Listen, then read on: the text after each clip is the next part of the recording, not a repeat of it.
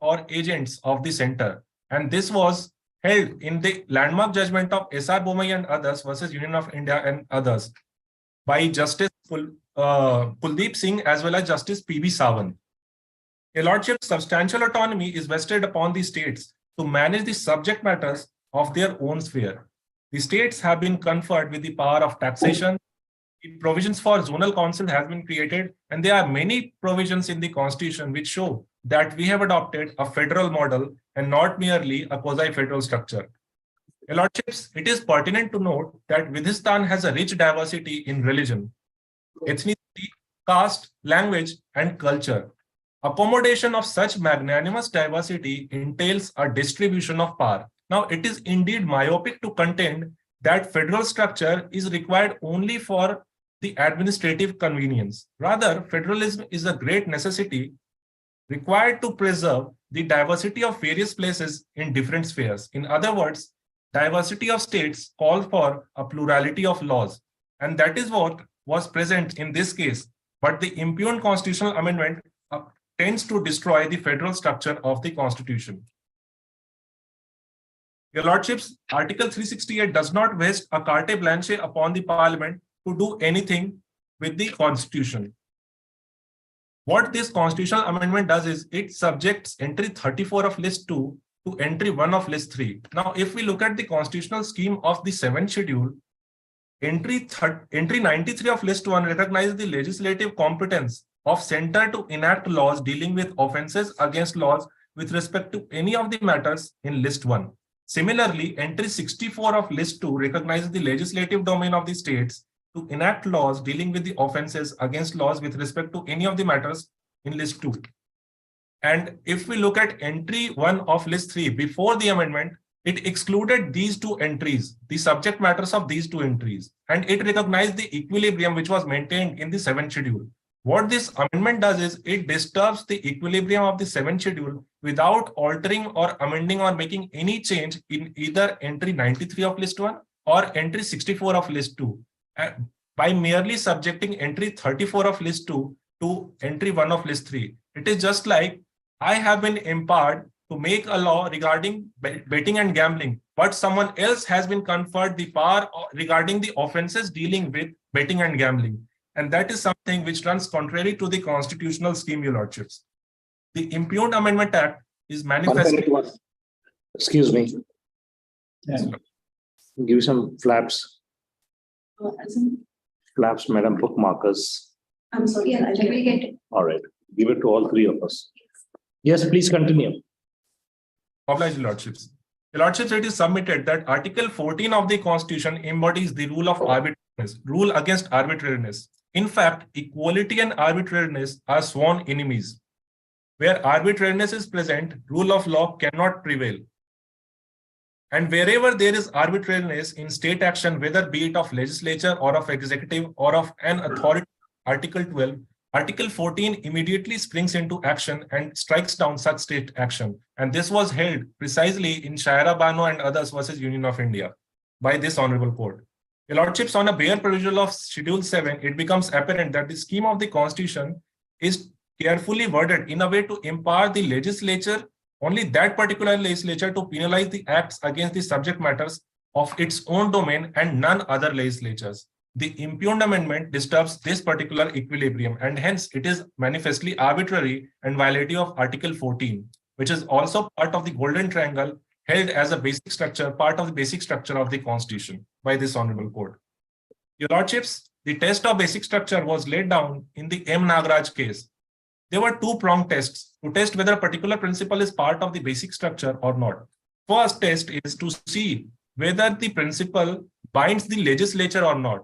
Now, federalism undoubtedly binds the legislature. Second test is to see whether that particular principle binds even the amending power of the legislature or not. And your lordships, both the tests are being fulfilled in this particular case. And hence, federalism and equality are part of the basic structure of the Constitution. And by violating these two basic structures, the Impugned Amendment Act is ultra vires the Constitution. Your lordships, the second issue deals with the of fundamental rights. Your lordships, the central law, which was enacted in the year 2002, blurs the distinction between the games of skill as well as the games of chance. Your Lordship, the primary test to determine whether a game amounts to gambling or not is to see what predominates, whether skill predominates or chance predominates. Game of chance must of necessity involve a preponderance of skill over chance as a factor determinative of results. A game of skill, on the other hand, although the element of chance cannot necessarily entirely be eliminated, is the one in which success depends principally upon the superior knowledge, training, attention, and adroitness of the player. Your Lordships, in this particular case, there are three categories of games which have been enlisted in the first schedule of the central law. These games include rummy, poker, and fantasy leagues, and all of these games fulfill the criteria of games of skill. By blurring the distinction between these two different categories of games, they have violated the RMDC jurisprudence, which is the settled law of the land and has been followed time and again. Your Lordships, in the RMDC case, RMDC versus Union of India, at para 5, it was held. The dichotomy between the games of skill and the games of chance was discussed and clearly laid down. The Honorable Court said, trade and commerce protected by Article 19(1)(g) and Article 301 are only those activities which could be regarded as lawful trading activities. That gambling is not trade but res extra commercium, and that it does not fall within the purview of those articles. As regards competitions which involve substantial skill, however, different considerations arise. They are business activities, the protection of which is guaranteed under Article 19(1)(g), and the question would have to be determined with reference to the impugned legislations. Your Lordships, by violating the test laid down in the RMDC jurisprudence and the painting both these different kinds of gaming with the same brush, it violates the fundamental rights guaranteed under Article 14 and Article 19(1)(g) of the Constitution. Your Lordships, regulation was required and not prohibition. Law Commission of India, in its 276th report, has categorically held and submitted that what is required is regulation, and a blanket prohibition over both the kinds of gaming is something which is not permitted by our constitutional scheme. In fact, a computer scientist, Roman Yampolsky, had conducted a research which was quoted and cited in the Law Commission report. He made 3 points regarding the poker game, which is a part of games of skill. The first point is the ability to precisely calculate probability of a needed card coming on a turn. The second, the skill to read opponent's behavior and body language. And the third is the competence to apply strategic concepts such as semi-bluffing and playing for implied odds. Your Lordships, these 3 conditions satisfy that poker and rummy are games of skill and not games of chance. By imposing a blanket prohibition over both these kinds of gaming, they have violated Article 19(1)(g) of the Constitution. Your Lordships, diversity calls for plurality of laws, and it was a small question. So under Article 19(1), do you want to say that no restriction can be imposed? Is it an absolute freedom?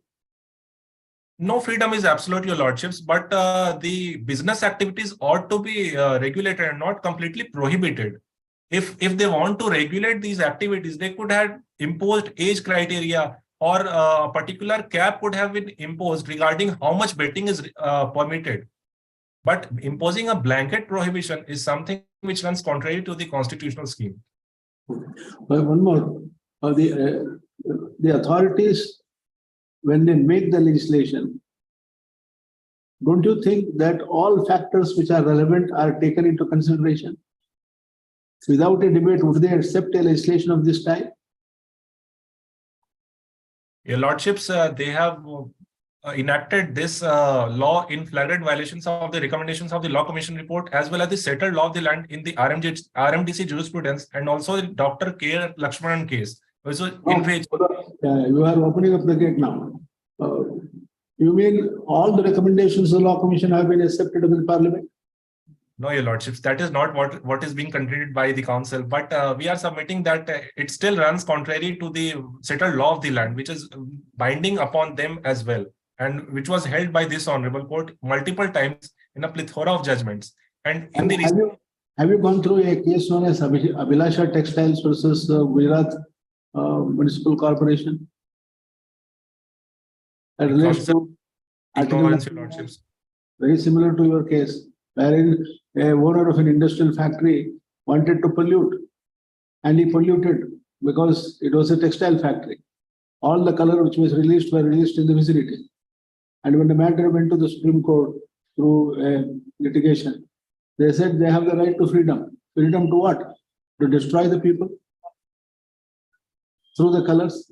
Over a period of time, remember, if it goes there in the vicinity, they said 25,000 people who are in the vicinity are our employees. That means we have the right to kill them under Article 19(1)(g).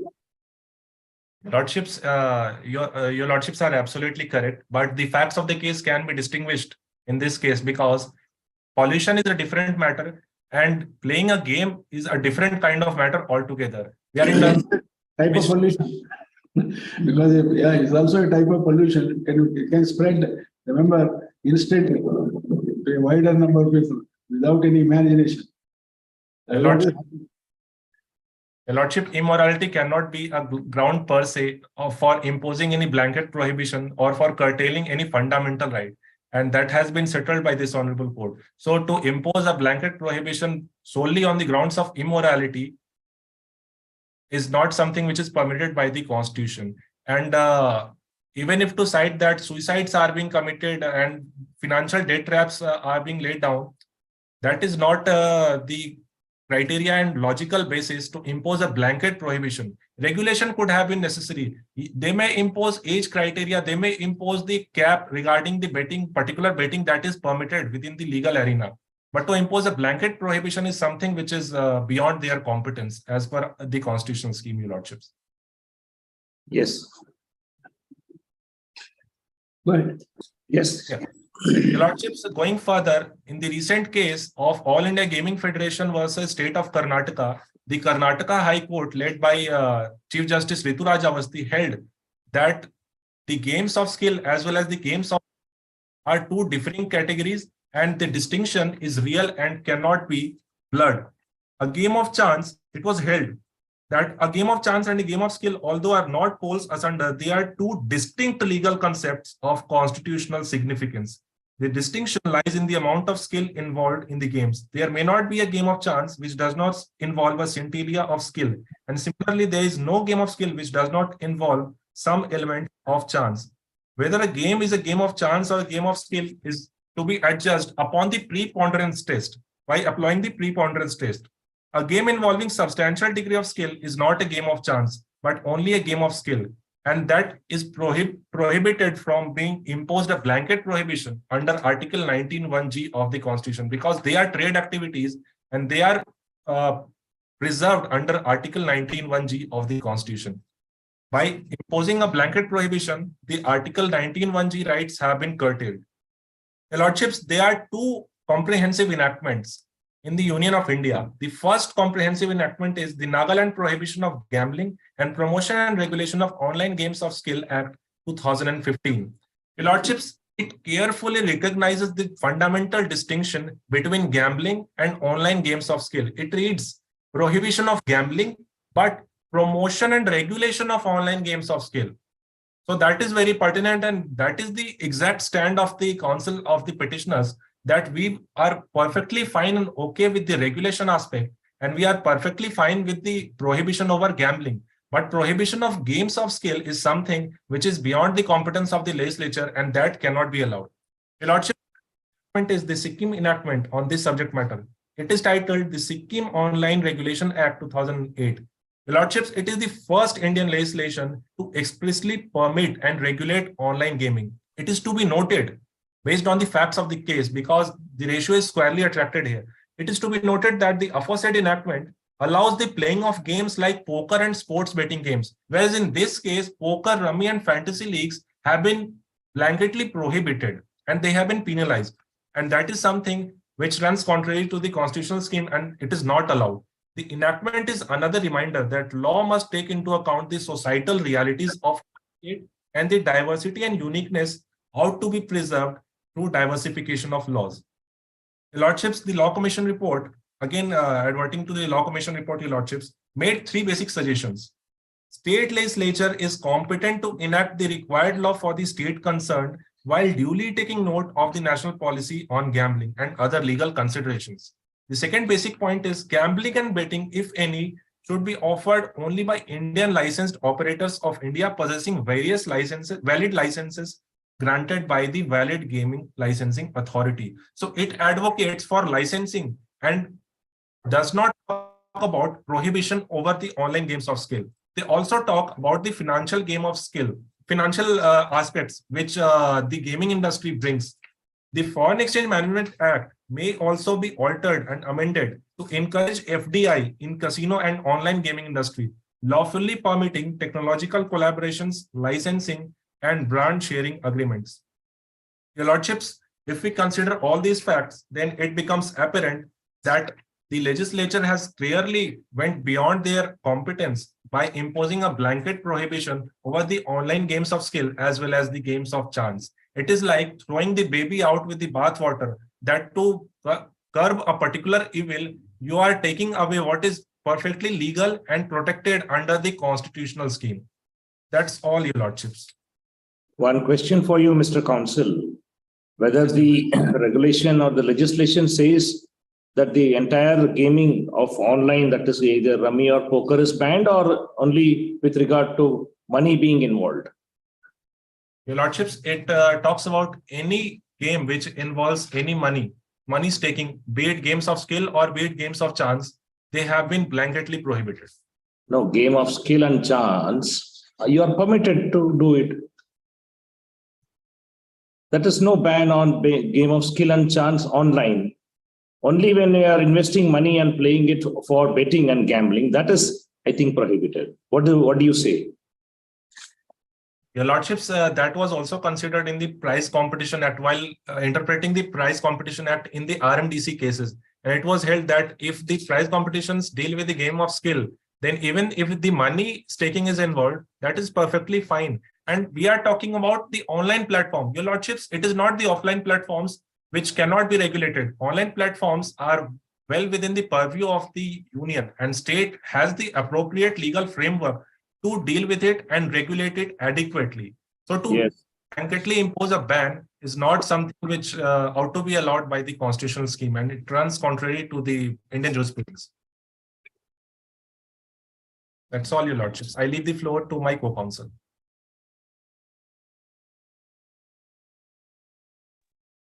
A very warm good morning, Lordship. Is the council properly audible and visible?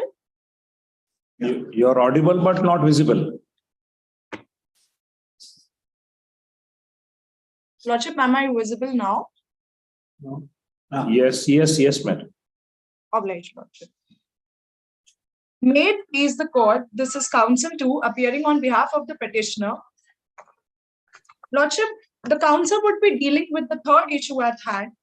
The issue being whether the Supreme Court, with regards to the interpretation of the doctrine of repugnancy under Article 254, had rightly decided the same in the case of State of Anna Muri versus Mass Media Community INC 2012. Lordship, it is humbly submitted before this court that the very idea of federalism implies mutuality and common purpose of change in continuity with that of the balancing of wheel of concurrence to actually solve the problems prevailing across the nation. The same application extends to that of the state of Harit Pradesh as well as Union of Vidhistan, being the creators of the constitution. Lordship, it is humbly submitted before this honorable court that it becomes the primary duty of the courts in the matters of the judicial review, such as the overlapping, to actually harmonize everything, as nothing can really be measured in terms of the watertight compartments, which was categorically held and laid down in the case of R.C. Cooper versus Union of India. The law indeed stands to be well settled with respect to the repugnancy aspect, that it requires the irreconcilable conflict to surface to actually promote and actually accept that there do exist a repugnancy.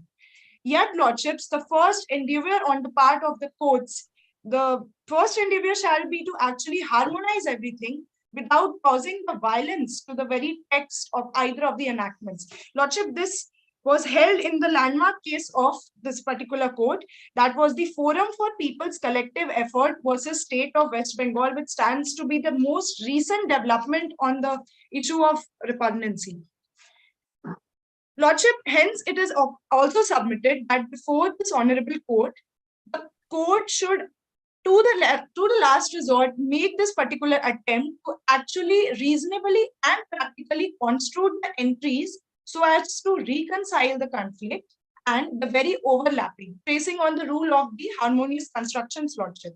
Lordship, given the fact at hand that the application of the Central Act was never extended in its application to the state of Harit Pradesh, the operation of law over here, there opens a great room of success for actually implementing the doctrine of harmonious construction and the coexistence of both the provisions at hand pari passu. Lordship, there exists a very cardinal case named Deep Chand versus State of Uttar Pradesh. In this particular case, there were three grounds laid down, grounds per se, as well as the three principal tests laid down to qualify whether there exists a repugnancy between the two provisions. For the reference of my lordship, it's in para 4 of issue 3. Councillor, I have just a question. Now you have brought in the issue relating to harmonious construction. Indeed, lordship. In harmonious construction, as per the constitution, what principles exactly are involved? Lordship, when there has been a conflict on two parts, the two pleadings, the two laws are going, and there has to be the idea of federalism, which has been envisaged by the forefathers of the constitution, that needs to be protected, being the basic structure. So, Lordship, the doctrine of harmonious construction comes into play. Okay, this is only to maintain the federal structure. Since it is the basic. Lordship, there might be different circumstances, but for Lordship, mere perusal and for the factual scenario at hand and the ambit of this particular case, yes, Lordship, it might be the federalism. And Lordship, indeed, as it was also iterated in my case, the council might iterate that without causing the violence to either of the enactments or either of the provisions. Lordship, this could also be the where perusal and the intent behind the forefathers for keeping this doctrine of construction at pace. Okay, go ahead. Go ahead. Obliged. Lordship, council would come back to the case of Deep Chand versus State of Uttar Pradesh, where three cardinal principles were laid down to actually test the veracity of repugnancy in any particular case. The first being, there has to be a direct conflict between the two provisions. The second being, whether Parliament intended to lay down an exhaustive code. The third being, whether the two provision lies and even occupy the same field. Lordship, it is humbly submitted before this honorable court that in the case of Anna Muri, the High Court actually erred to actually appreciate the element of the irreconcilable fact for the mere reason being, there was a state law that was prevailing in the state of Harit Pradesh, which was actually regulating the gaming platforms. Then came the Central Act later, which allegedly was to have a uniformity in the mind of the legislature to prevail in the Union of Vidhistar. But Lordship, the legislature's intent applying the mischief rule needs to be interpreted with a very closer and a very cautious manner that they never actually extended its application to the state of Harit Pradesh. And if a lawmaker has made a law, there might be some purpose behind it. And if you have to achieve that purpose, you need to actually bring in that law into operation. But Lordship, in this particular case, it was never brought into application. Lordship, there has been a lot of controversy over what is mere delegation and the actual legislation. And it needs to be kept in mind. And it was actually held in the ratio of the famous case Tikaram that repugnancy must actually exist in fact and must not just be sure a matter of possibility. Lordship, there exists the largest bench case ever decided or sat on the issue of the repugnancy, which is the M. Karunanidhi case. Lordship, over here, the main focus of the court was to... Madam, 1 minute, Ms. Counsel. Whether the state is competent to make a law which is contrary to the central law which is made? Lordship, that's a settled law, Lordship, that isn't the case considering. But Lordship, over here, the state of Haryana Pradesh was already in existence. Then came the law of center on the same field, and they never actually extended the application. So, Lordship, the repugnancy never arose even in this particular case. What is your argument with the theory that even if the state law exists and the central comes up with the law, which will hold the field? Lordship, as per Article 254, if we go to the constitutional jurisprudence of repugnancy, and especially focusing on the clause 2, the state has been given the autonomy to actually operate and make the law if they are qualifying the parameters of Article 254 clause 2.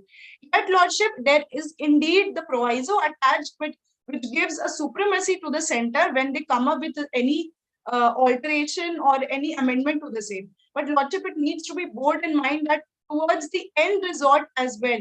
And What is the validity of such a law made by the state when the center has already made a law across the country? Indeed, Lordship. Lordship, that's a very pertinent question. Lordship, the trouble, especially in this particular case, is that the state was merely regulating the online platform, gaming platform. But Lordship, on the other hand, center actually came in and imposed a blanket prohibition on the same. Lordship, it adds to be a very contrary and detrimental to the provisions of federalism, considering the fact that, Lordship, in different states, the case might be different. Lordship, that would be the submission. Whether the courts can sit into and try to decide policy making of the government of India or the central laws? Lordship, I would differ on that. Unless you show there is a blatant violation or arbitrariness. Indeed, Lordship. Indulgent by this court. Indeed, Lordship. Lordship, iterating what my first counsel has actually argued, that, Lordship, this particular amendment has already been impugned with the mere reason that there was this subject in the state list. They actually have opened the field for the union by subjecting it to the third list. Then, Lordship, it's the blatant violation of the very idea and the doctrine of the federalism that has been envisaged by our forefathers. For the sheer reason, Lordship, I would answer your question. Lordship, the reason being, if the state has been provided with some autonomy in the state list, and then you are actually creating such an amendment that the 106th amendment followed, and then you are subjecting it to the third list, where both of them can actually legislate, then you are actually opening the ground for the union list to actually surpass the state law and the state autonomy, Lordship. What is your answer with regard to what is the occupied field? Indeed, Lordship. I might come to that particular issue.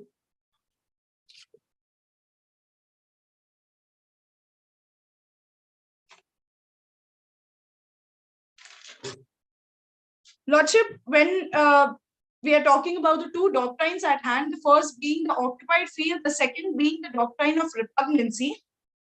Lordship, it needs to be borne in the mind that these two are completely different doctrines, but in the case of Anna Modi case, which is pari materia to the Marappam case, they have conflated the two doctrines.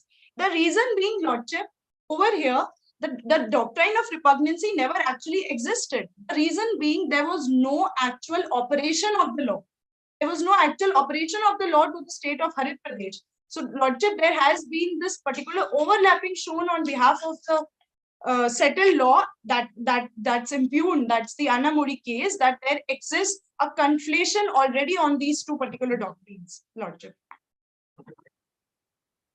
Madam, your colleague, friend, referred to the Karnataka judgment. What does the Karnataka judgment talk about occupied field? Can you just enlighten us? If Lordship, you have read it. Indeed, my Lordship. If my Lordship could give me the couple of seconds to actually take the judgment from my researcher. Yes. Sure. Right. That has dealt with occupied field. Indeed, Lordship. I got it.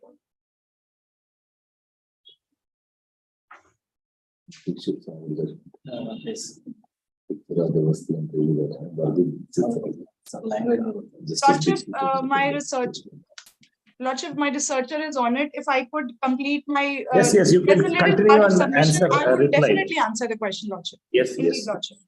Lordship, coming to the case of M. Karunanidhi, there has been a debacle on the part of what is commencement and versus what is enactment, especially when we are talking about Article 254 of the Constitution.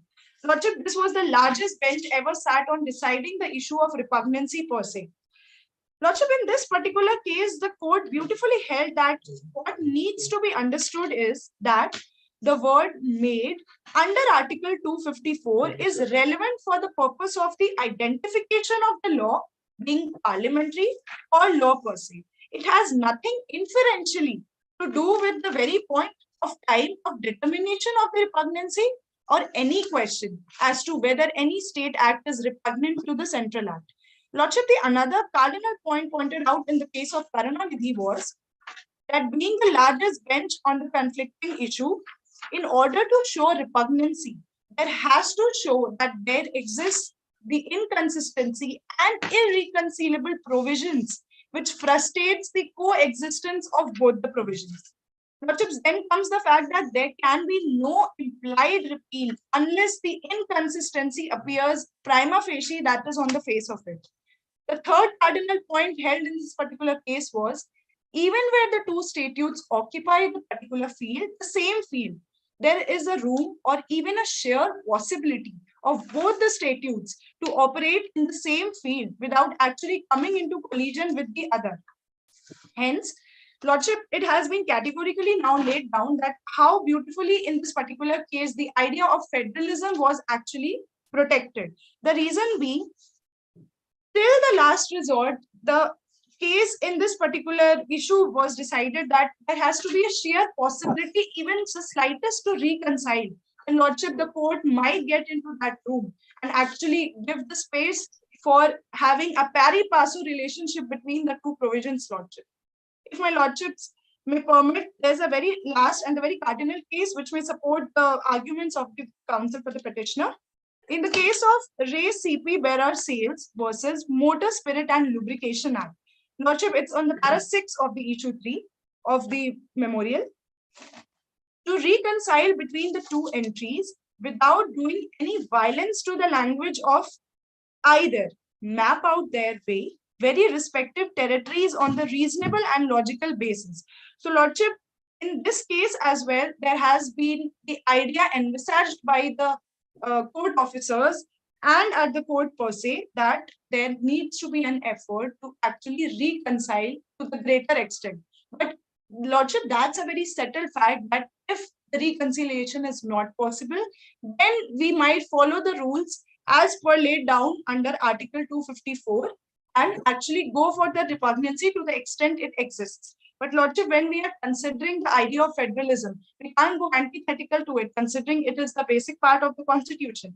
And here, just to sum up the submissions of the council, it is thereby submitted before the court that considering the state acted in its power to actually regulate, the center came, they tried allegedly to occupy the entire field by prevailing the uniformity.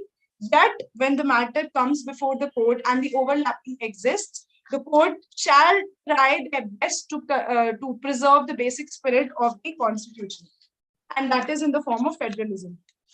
Lordship, I may just come to your question, if I may address the same. Yes. Indeed, Lordship. Lordship, on the bare pursual of that particular judgment, Lordship, in the humble opinion of the council, Lordship, there exists no detailed analysis, but there exists the fact that the High Court talks about the doctrine of occupied field only in the case when it comes to Article 256 of 246 of the Constitution, Lordship. Also, one more question, madam. My brother sitting on my left had put a question to your colleague, whether the government is not entitled to put a reasonable restriction. Lordship, that's the case. Lordship, it's already envisaged in Article 19 that there has been some reasonable restriction present. But Lordship, then comes the fact that reasonable restriction might be covered in the ambit of actually regulating the platform and not putting the blanket prohibition on the fact. Lordship, I would like to iterate what my co-counsel said, if it satisfies the bench, Lordship. Yes, yes, yes. One Lordship, more, if I could get in, indeed, Lordship. My brother has a question. one more thing. I just request you to read Article 256 once again and a few of the comments written by eminent scholars. Lordship, with Article 246, if No, I'm 56. Article 256. Okay, Lord. 256. Yes.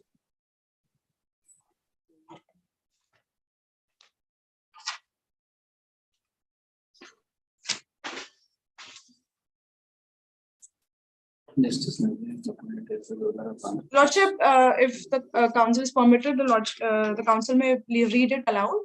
Yeah. Yes, yes. Yeah, just Article 256 of the Constitution, obligations of state and the union.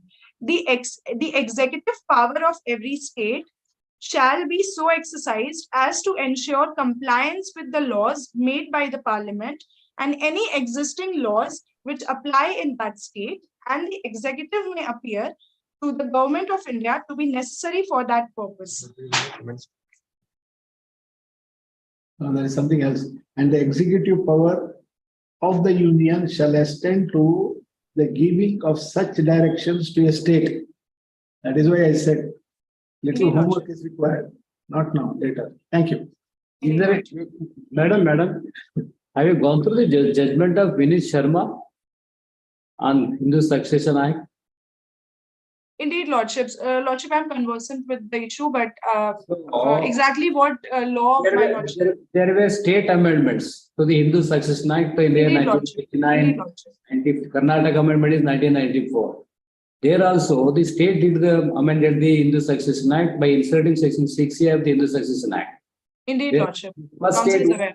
first state to amend was Tamil Nadu, Andhra Pradesh, Maharashtra, and then Karnataka. So there also a question arose that whether the state has got the power to amend the Hindu Succession Act, whether repugnancy was there or not. While writing the judgment in Vineet Sharma case, the Honorable Supreme Court has appreciated the endeavor of all these states in amending the Hindu Succession Act. So why not that principle can be applied when the Central Amendment Act is there? When the central government has amended, the parliament has amended the act, why not that principle can be applied? Indeed, Lordship. Lordship, we are very grateful for the question. Lordship, considering and resorting to the Hindu Succession Act and Hindu laws in particular, coming to the family law, Lordship, in family law, if we are putting a bare pursual of, in humble opinion of the council, Lordship, and as per the interpretation of law, the council can in this particular court, Lordship, there are several state amendments indeed present throughout the bare act. Lordship, a different state might have different scenario, different usages, different customs prevailing in that state, Lordships. Lordships, in fact, including what my lordship has already pointed, the similar inference and the similar example actually exists when we are talking about the Saptapadi provisions of the Hindu laws, Lordship. Lordship, there has been different laws in the state of Maharashtra for actually, without even doing the Saptapadi, they are completing their marriages. So, Lordship, that's the sheer pointing out towards the plurality of the laws, Lordship. It's not about the marriage. I am talking about the partition, ma'am.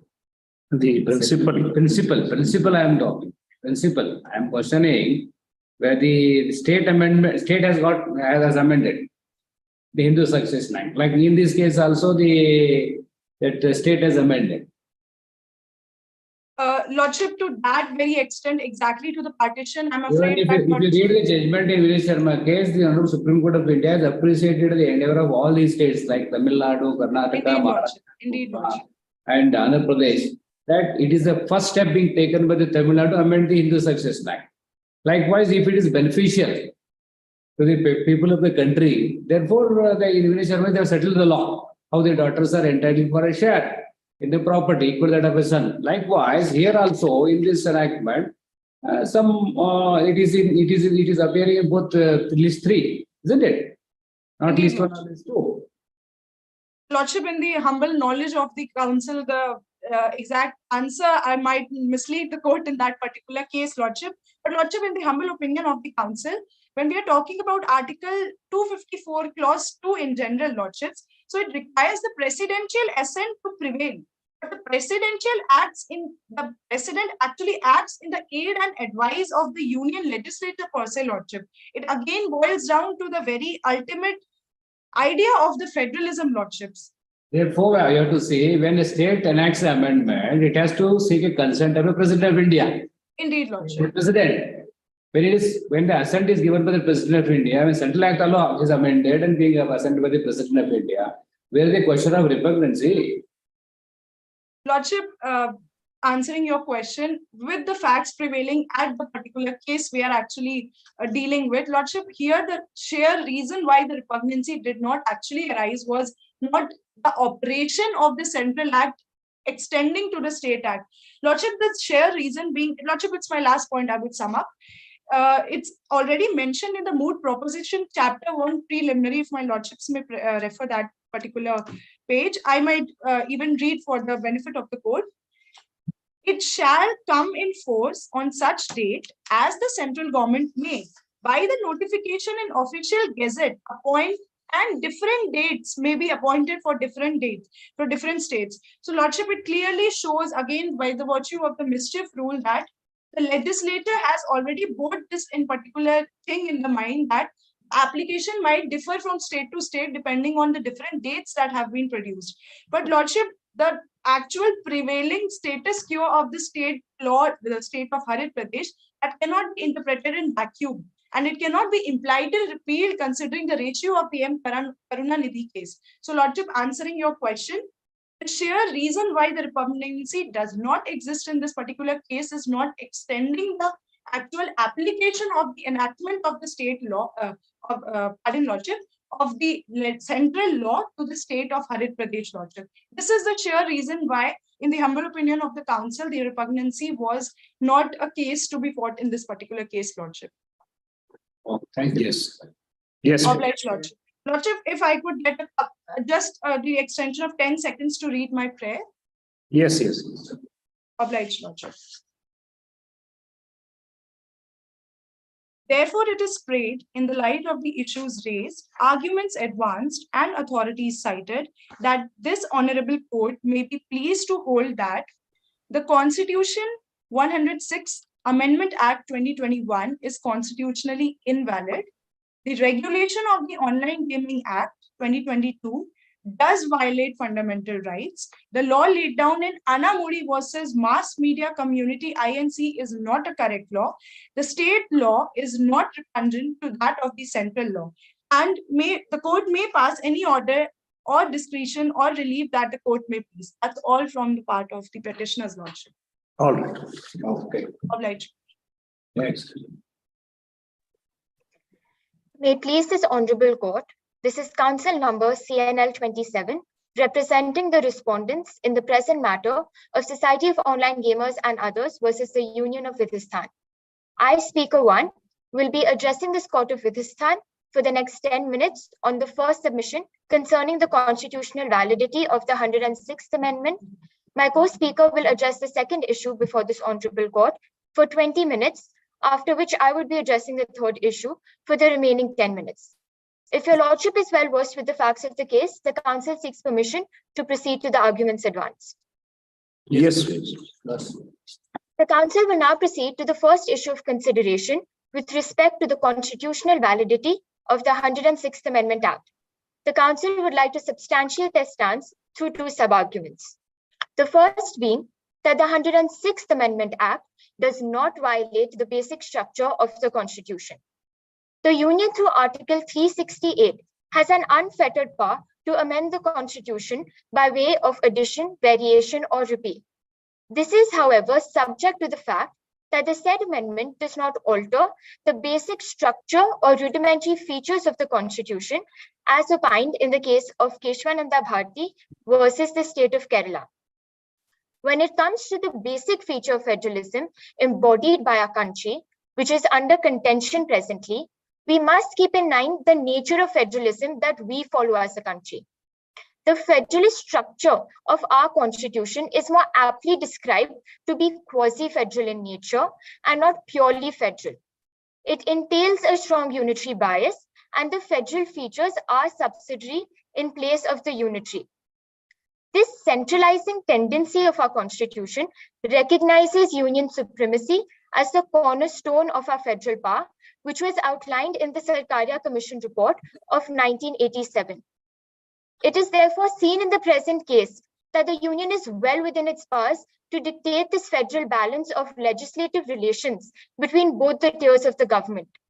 And by subjecting betting and gambling to entry 1 of the concurrent list, the union has exercised their legislative wisdom in view of the urgency of the matter and is well within their legislative boundaries. The move has not robbed the state of its power to legislate under betting and gambling. The states do retain their autonomy in this regard, as long as the central law and state law do not have conflicting provisions. And therefore, the 106th Amendment Act is in consonance with the idea of quasi-federalism envisioned for the country and is in line with the basic structure of our constitution.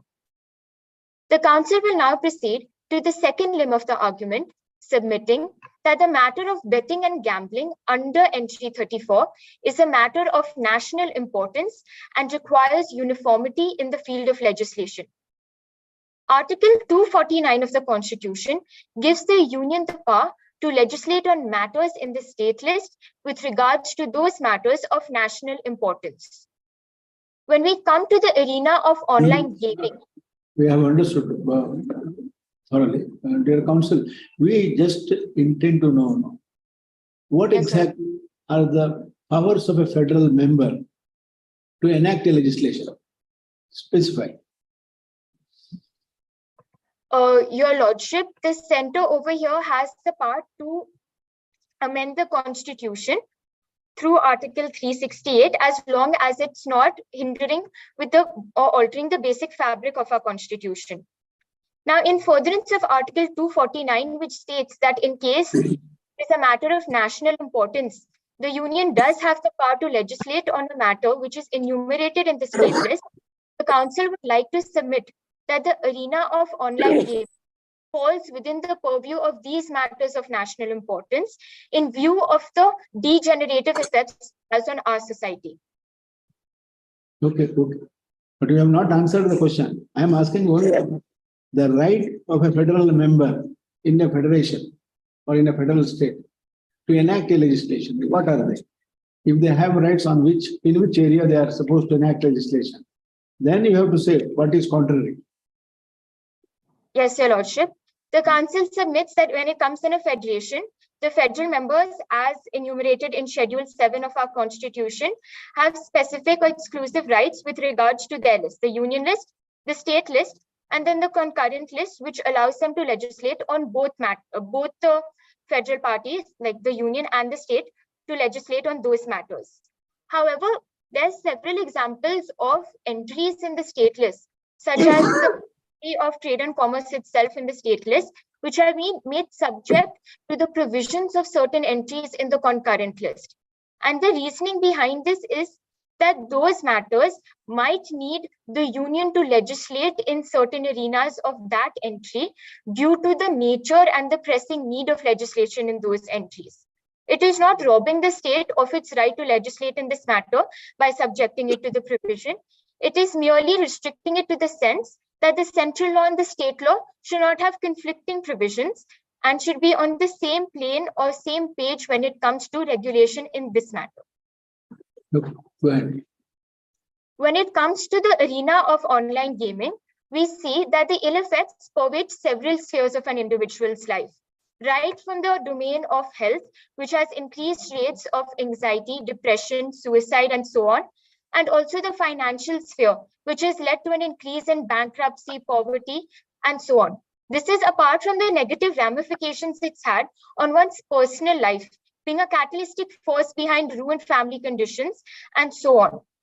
These ill effects have also been highlighted by the Law Commission report, which solidifies the stance that it is a matter of national importance and should be addressed on a national plane.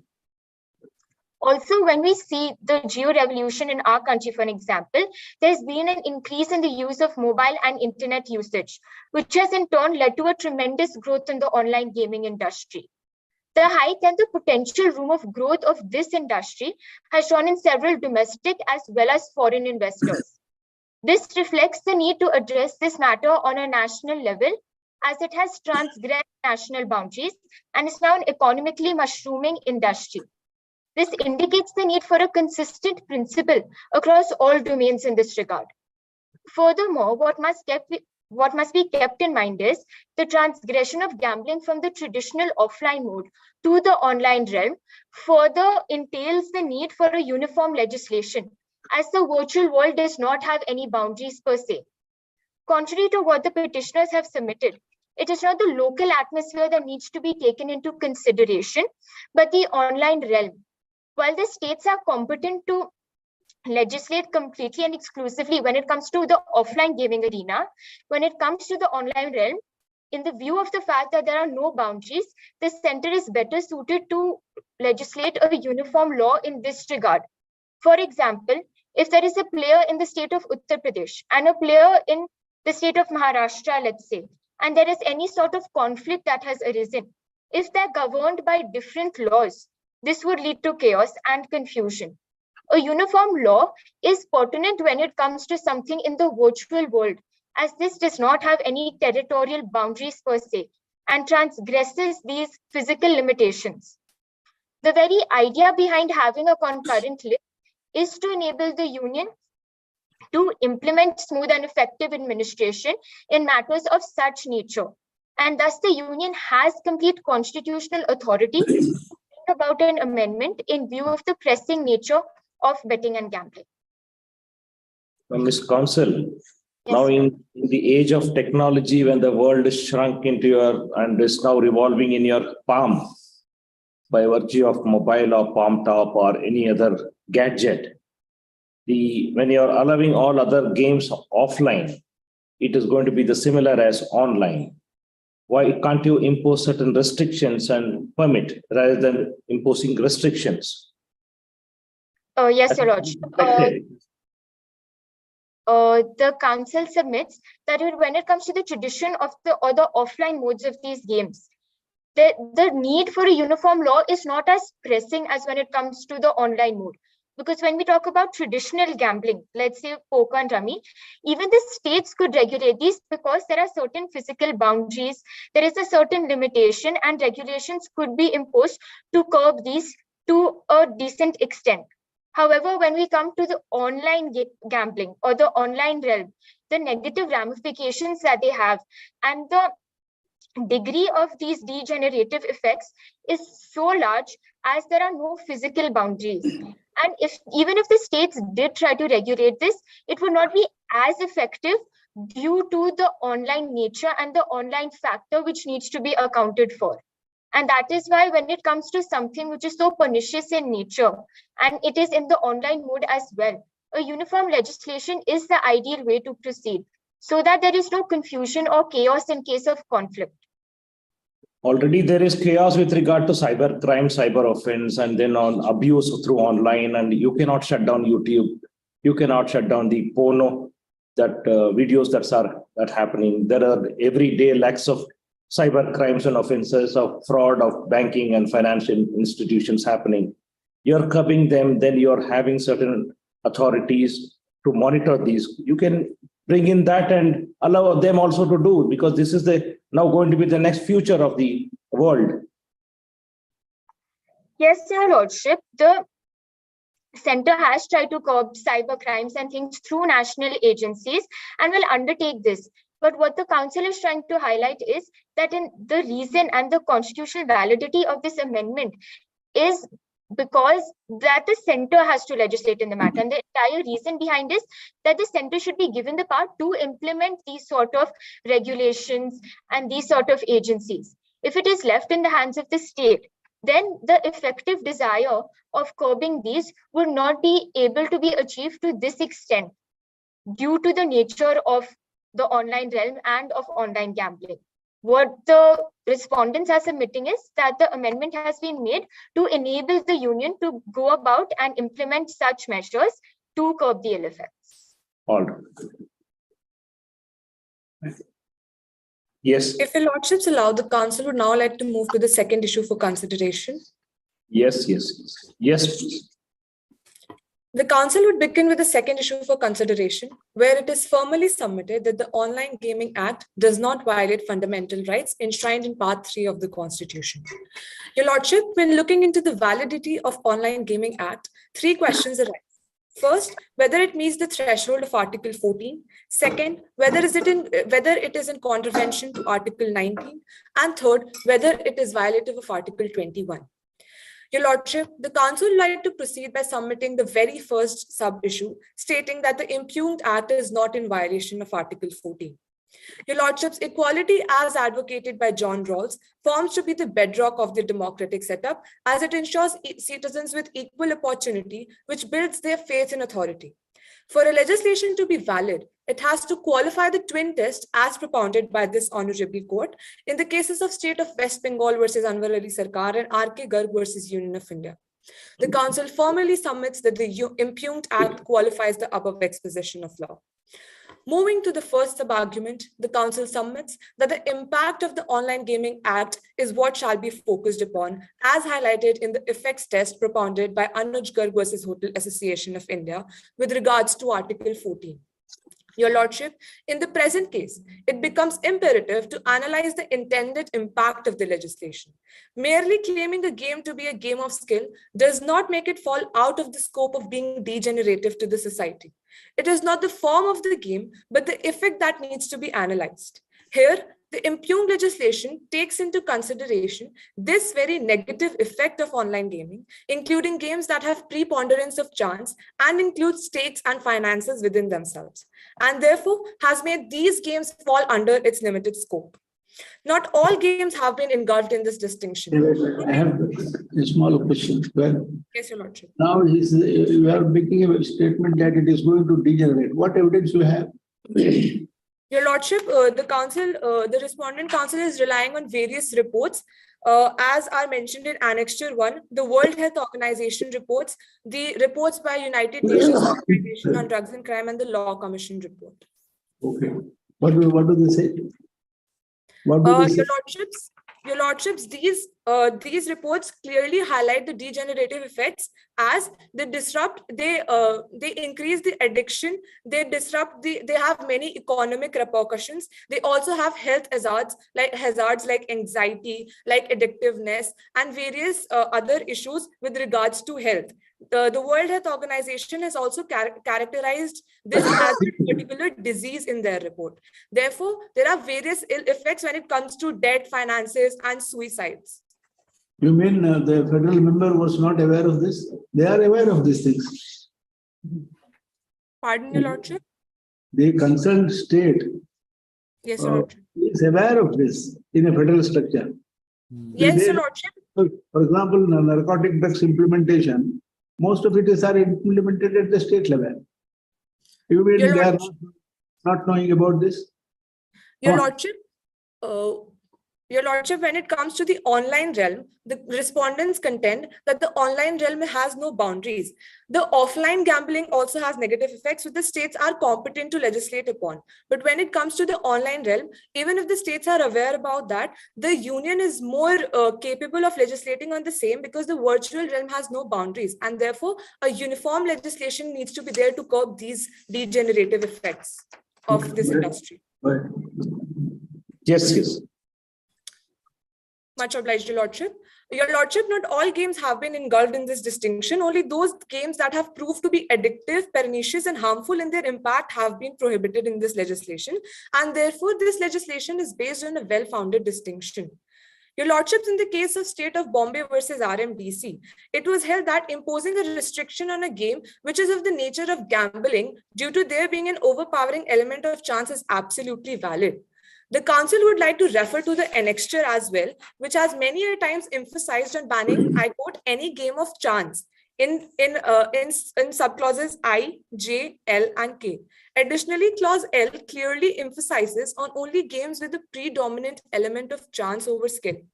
Your Lordships, rummy and poker are considered games of skill in the traditional offline mode, as highlighted by the previous Supreme Court judgments.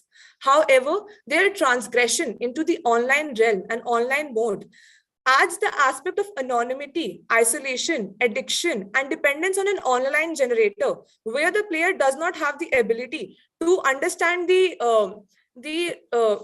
nature, the effects or the move of the opposing player. There, the added element of anonymity and isolation adds the aspect of chance, and therefore they are to be considered as games of chance when it comes to the online realm. Your Lordship, Rummy, Your Lordship, illustratively, like in fantasy sports, if a 20-year-old makes a team applying all his sports knowledge of a particular game, and simultaneously a 3-year-old makes a team without applying any knowledge or any skill, there is still a possibility that the 3-year-old wins, because the outcome is predominantly dependent only on chance and is contingent to the performance of the player and of the player of the teams, and not the player of the game of the fantasy sports. Therefore, here the outcome is predominantly dependent in the online realm. The outcome is predominantly dependent on chance and not skill, and that is why the center has included these games under Schedule 1. Your Lordships, the Council would now like to proceed to the second sub-argument, which is that there is a rational nexus to the object that is sought to be achieved. If any legislation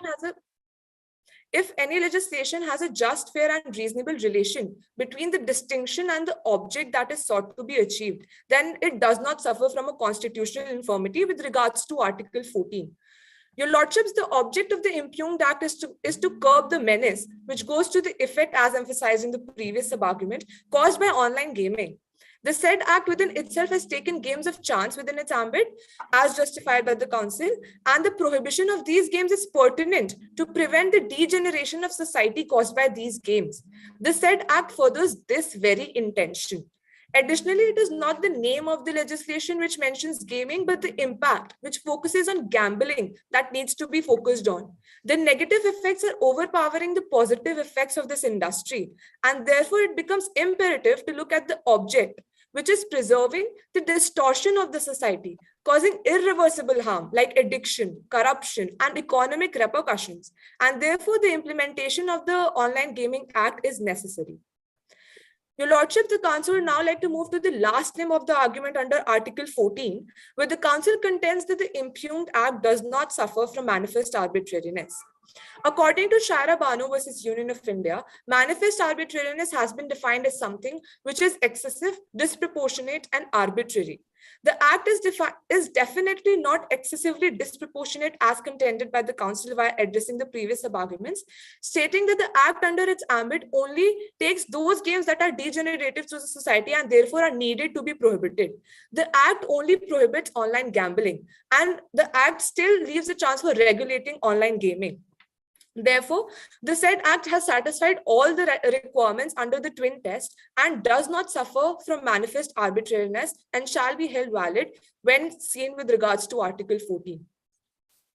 If your Lordships are satisfied, the Council would now like to move to the second sub-argument dealing with Article 19. Yes. Moving to the second sub-argument, the Council submits that the Online Gaming Act does not violate Article 19. The Council would like to direct your Lordship's attention to paragraph 18 of the memorial submitted, mentioning K.A. Abbas versus Union of India, stating that expression holds a heavy influence on an individual and therefore it gravely affects someone's mind, having the potential to corrupt minds. In such a case, the state has the authority to censor certain expressions. The Council would like to substantiate this by addressing two subheads. First, that the Online Gaming Act falls within the protective contours of the exceptions mentioned under Article 19(2). Your Lordships, no right provided under the Constitution is absolute. The social contract theory propounded by Thomas Hobbes advocates that people contribute to better governance of the society by surrendering certain rights. Applying the same in the present case, the restrictions are imposed on the very basis of sacrificing of certain rights of the people for preserving two things. First, decency and morality, and second, public order. Your Lordships, addressing the first head where the Council humbly submits that the impugned act falls under the exception of decency and morality under 19(2). Your Lordship, in the case of Gobind versus State of MP, it was upheld that the public right of morality was highlighted, which finds affirmation in ancient texts clearly reflected that this country has considered gambling as pernicious and socially evil, as it affects the mind, the social relations, and the finances of the people. The element of increased accessibility added due to the transfer into the online realm would push people into deeper whirlpool of addiction. Your Lordship, further, the second head dealing with public order, the Council would like to refer to RML versus State of Bihar, where public order is defined as prevention of disorder of a grave nature, needing an immediate action according to the emergent situation.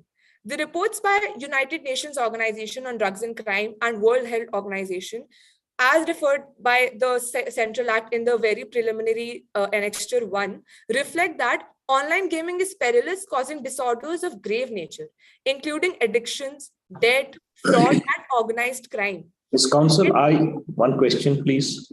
Yes, Are you reading this from your system, a laptop in front of you? Your Lordships, the Council has only kept the memo with herself, sir, Your Lordships, and she's trying to refer to that. No, you're reading through from the memorial, or you're reading through from your system in front of you? Your Lordships, the memorial is kept on the parallelly with the system. All right. As a council, you are permitted to read through. No issues.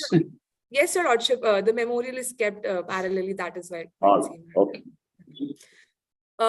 Your Lordships, it creates an environment with an increased element of anonymity and isolation, and therefore, and wherever there is this degeneration of society, it is important to uphold the public order while allowing restrictions to ensure law and order.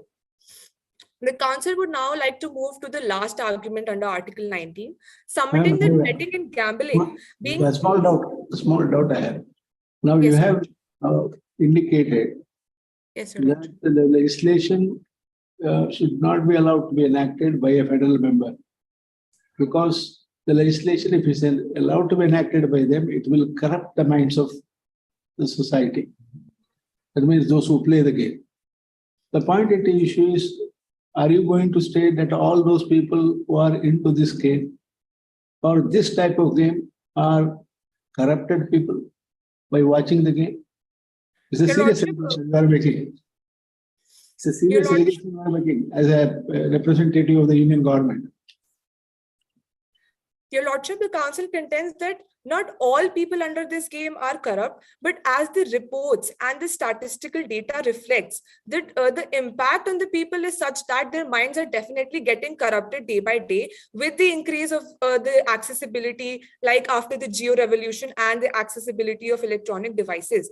Therefore, keeping that impact in mind due to while keeping these law commission reports and everything in mind and the statistical data, the center deems it necessary to now regulate the same and to prohibit online gambling, because the excessive nature makes it bound to be prohibited in this particular era.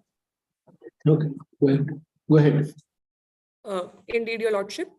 Your Lordship, the Council would now like to move to the last argument under Article 19, submitting that betting and gambling being res extra commercium does not fall under the ambit of 19(1)(g).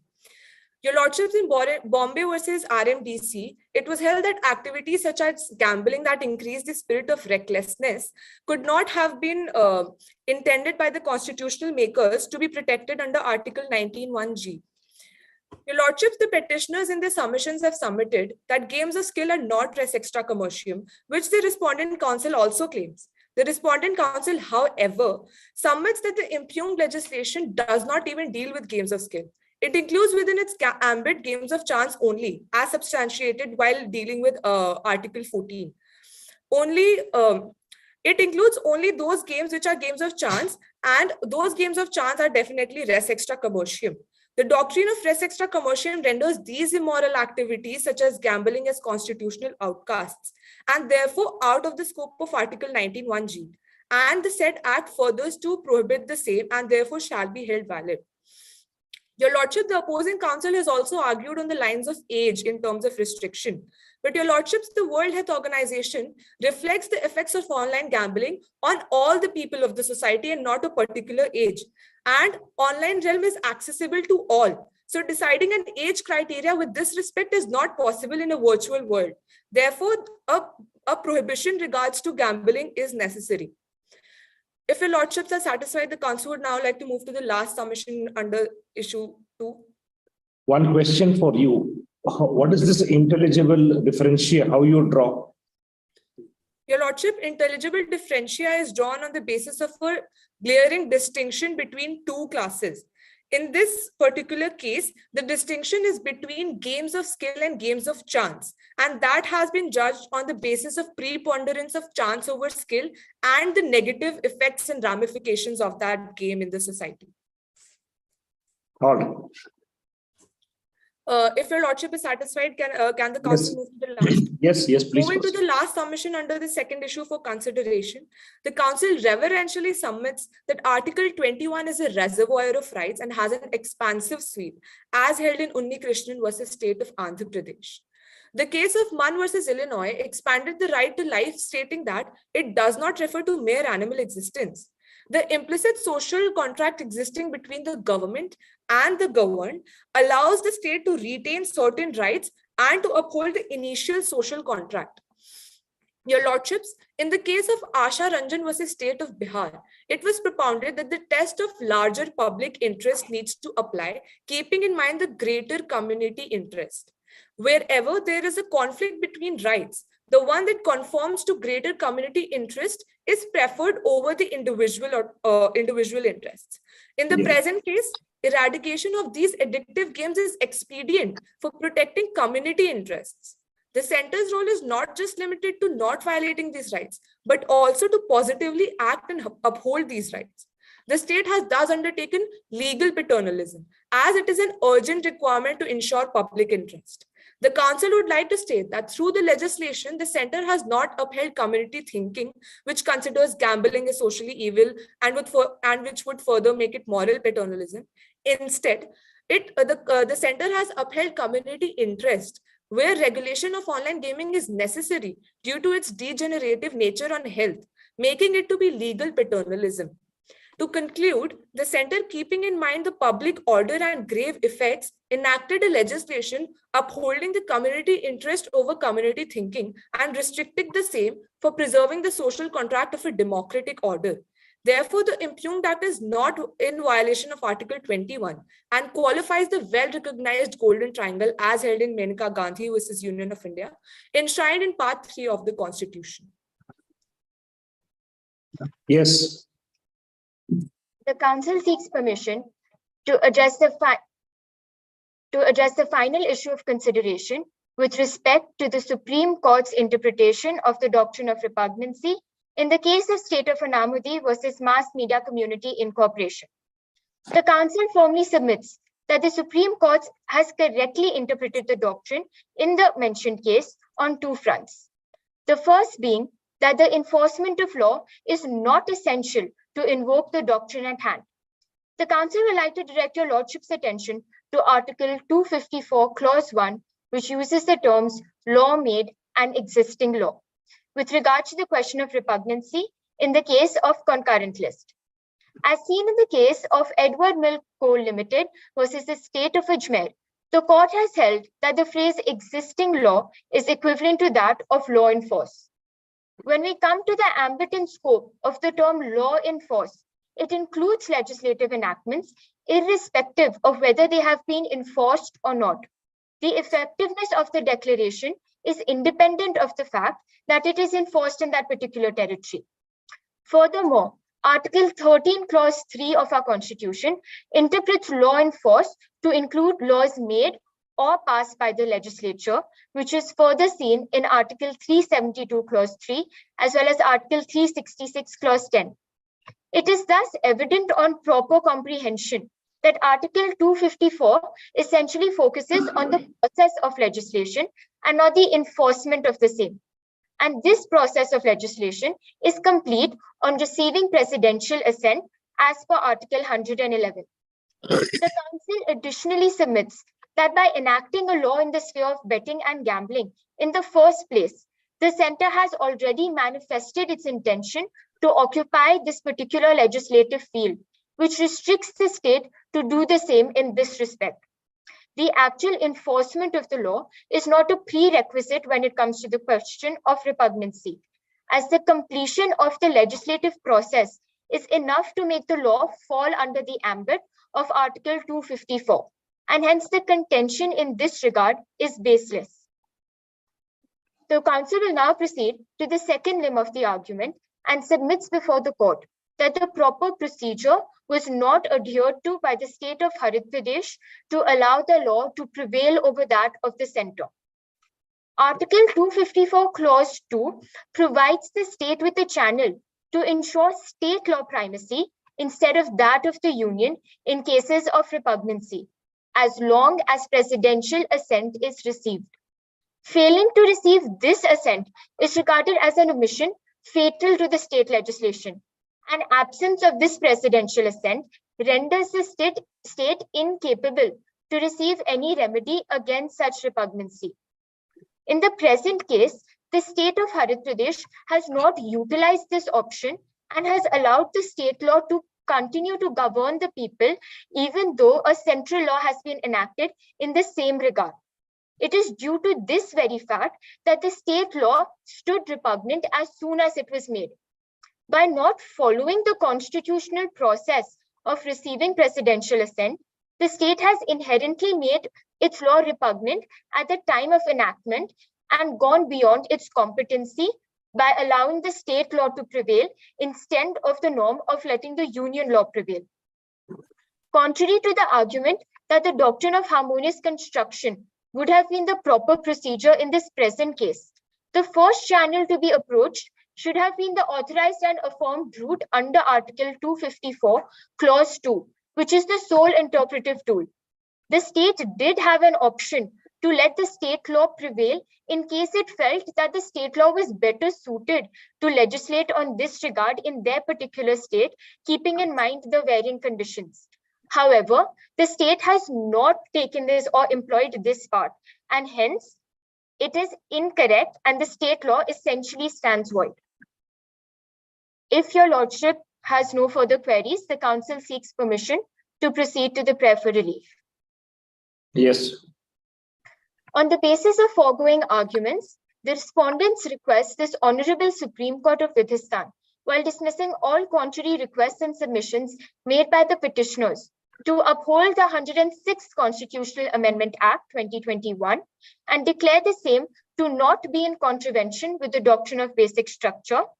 Furthermore, to uphold the validity of the regulation of the Online Gaming Act 2021 on the threshold of Article 14, 19, and 21, and uphold the judgment of the Honorable Supreme Court in the case of State of Anamadi versus Mass Media Community Incorporation, interpreting repugnancy to come into effect with the making of law and not its enforcement, all of which is humbly and respectfully submitted before this court. It was an honor arguing before this court. Ms. Counsel, do you know this theory of parents patricia? Yes, Have Your you Lordship. have you heard about it? Yes, Your Lordship. What does it say? That that the authority has the right to legislate for protection of the interests of the people. What the government becomes what? What's the meaning of parents patricia? You're on behalf of the union government. Yes, Your Lordship.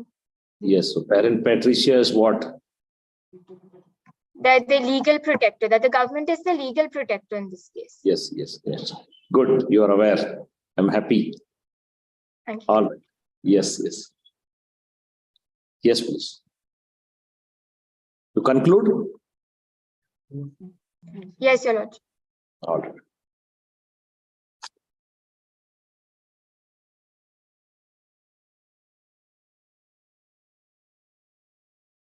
Yes, court officer, we are done with it. Yes. So they can exit. Your lordships, we have to proceed for the reply. rebuttal. Yeah, rebuttal reply, petitioners counsel. Yes. You want to reply? Yes, your lordships. Yeah, please go ahead. Go ahead. Yeah. Your lordships, one who seeks equity must come with clean hands. Yes.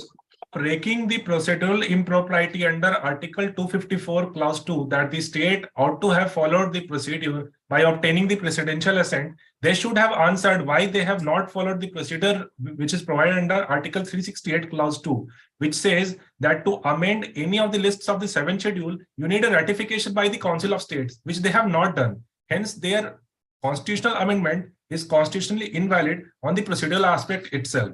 Secondly, at para 1, they have claimed that the Article 168 of the Constitution gives them an unfettered power to amend the Constitution. They contend that the impugned amendment cannot be challenged on basic structure, as it reflects the idea of cooperative federalism and union supremacy. Now, their very argument is antithetical to the concept of their own arguments, because the basic structure is inviolable and the amendment acts contrary to the cooperative federalism.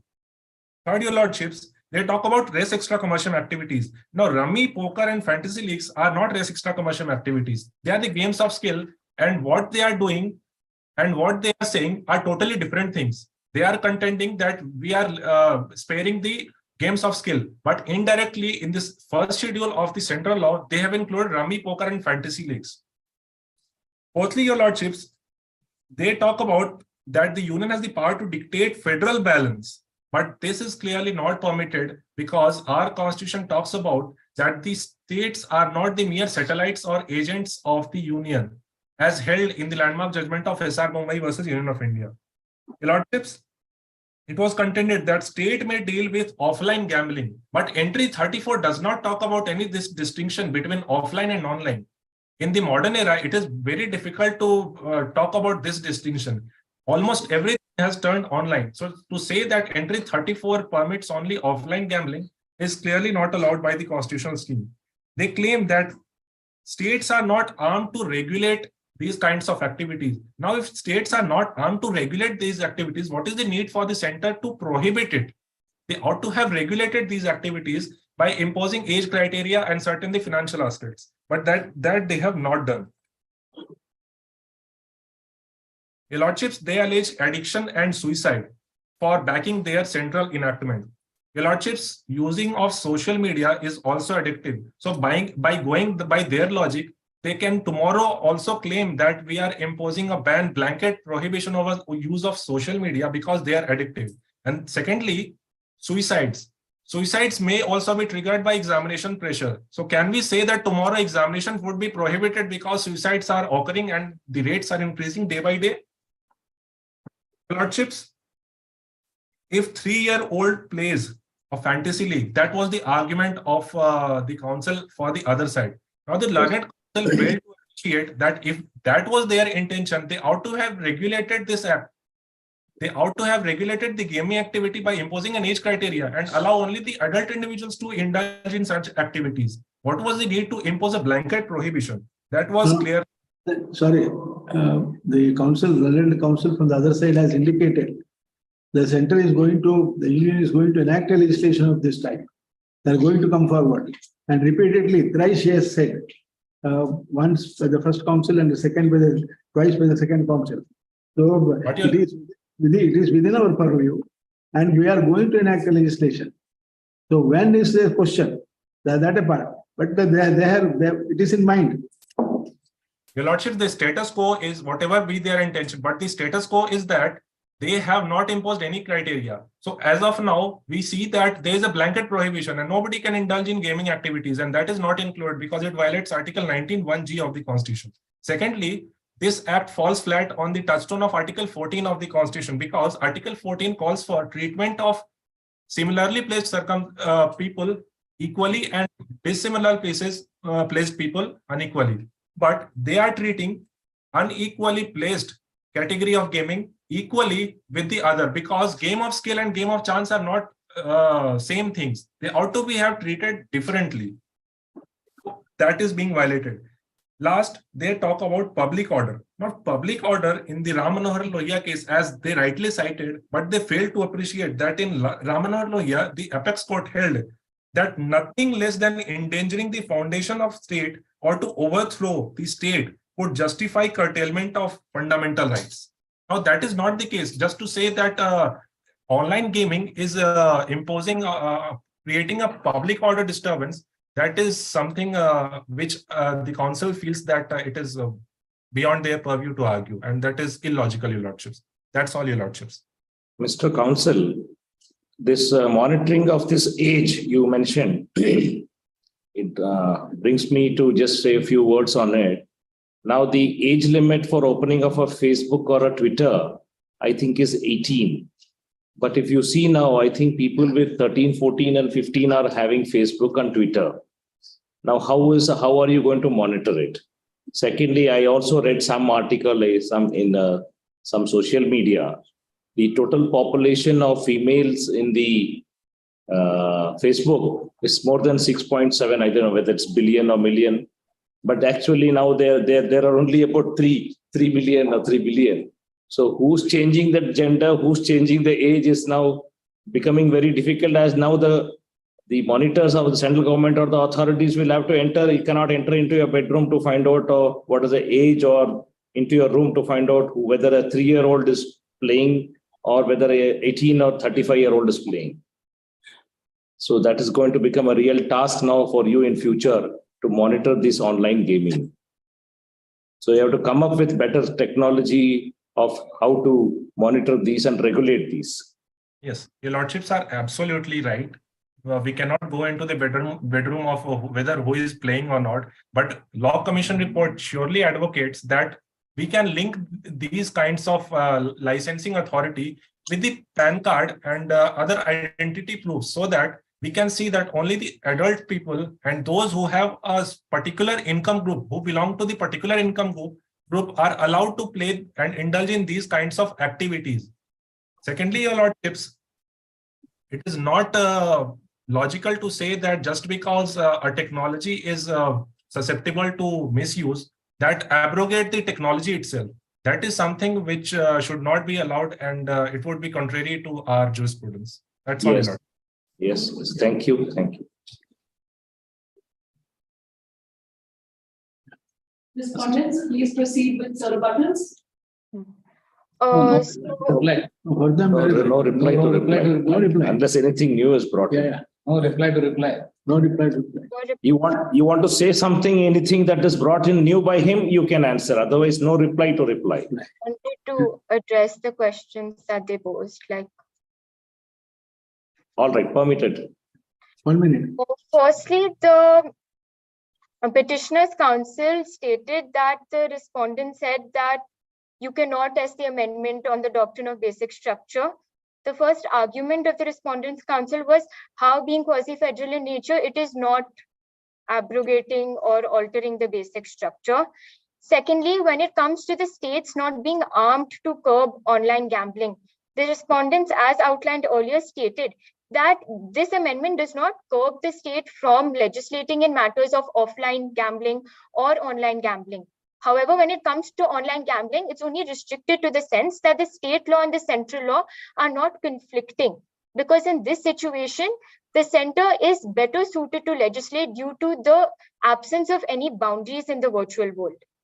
It's not that the state law is nil or void now, and they do not have the power to legislate when it comes to online and offline. And therefore, the contention that betting and gambling under entry 34 has no distinction with regards to online and offline is baseless. And when it comes to the distinction between online games of skill and online games of chance, the regulation of the Online Gaming Act through its provisions, and also in paragraph 7, expressly mentions that only games of chance, including stakes and other such financial or monetary supplements, have been banned, and games of skill haven't. Furthermore, the respondents have also proved on what grounds the games mentioned in Schedule 1 have now transgressed or become games of chance due to the added elements of the online realm and stakes. And when it comes to addressing an age criteria in this regard, even though maybe it is susceptible to all, there's access to everyone. Putting an age, it's like saying someone who is 35 years old would not be prone to addiction to the same level. If you ban a certain age limit, let's say up to 18 years of age are not allowed to indulge in such online gambling, doesn't mean the people who have ages further than 18 will not be prone to this addiction.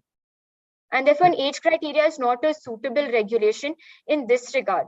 When it comes to the nature of regulation or prohibition, the respondent council also contends that regulation might be the suitable or effective measure when it comes to the traditional modes, with regard to the fact that there is certain limitations that can be put in place due to the boundaries existent.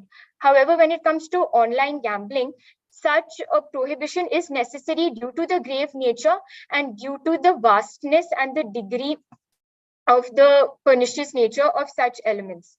Also, it is fallacious to assume that the 2/3 state ratification was not required with regards to the amendment, since the prop in paragraph 5 clearly mentions that presidential assent is received. Presidential assent is the last step of the legislative process, and therefore it can be assumed that the state ratification and the procedure that needs to be followed before this has been adhered to, since the is not clear on this regard. Okay. Thank You you. want- Your Lord. No, certainly. Sir, you want that?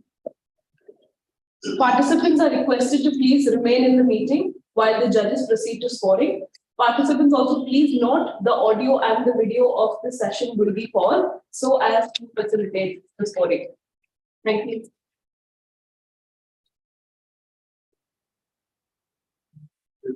Carry the funds to. We can score there. Yes. They can exit. Yes. Hello.